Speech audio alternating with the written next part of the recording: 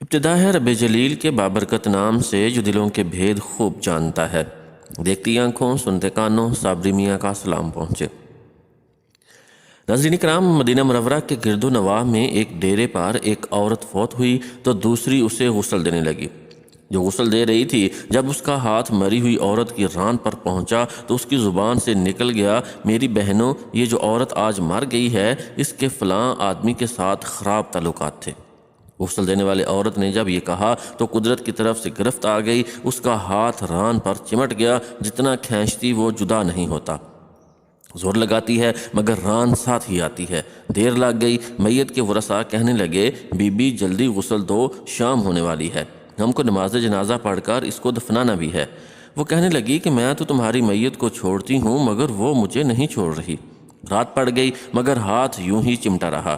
دن آ گیا، پھر ہاتھ چمٹا رہا۔ اب مشکل بنی تو اس کے ورثاء علماء کے پاس گئے۔ ایک عالم نے فتویٰ دیا کہ چھری سے عورت کا ہاتھ کاٹ دیا جائے۔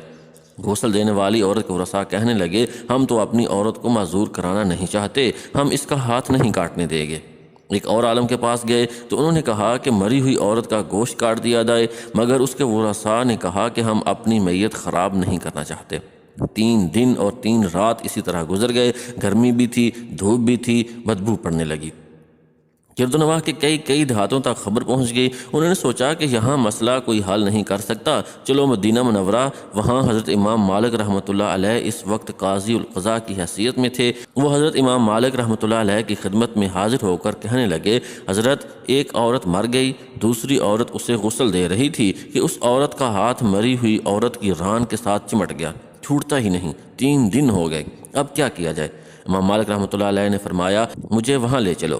وہاں پہنچے تو چادر کی آڑ میں پردے کے اندر کھڑے ہو کر غسل دینے والی عورت سے پوچھا، بی بی، جب تیرا ہاتھ چمٹا تھا تو نے زبان سے کوئی بات تو نہیں کہی تھی؟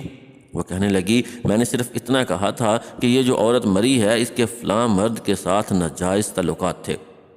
امام مالک رحمۃ اللہ علیہ نے پوچھا، بی بی، جو تو نے تہمت لگائی ہے، کیا اس کے 4 چشمدید گواہ تیرے پاس ہیں؟ کہنے لگی، نہیں۔ پھر فرمایا، کیا اس عورت نے خود تیرے سامنے اپنے بارے میں اقرار جرم کیا تھا؟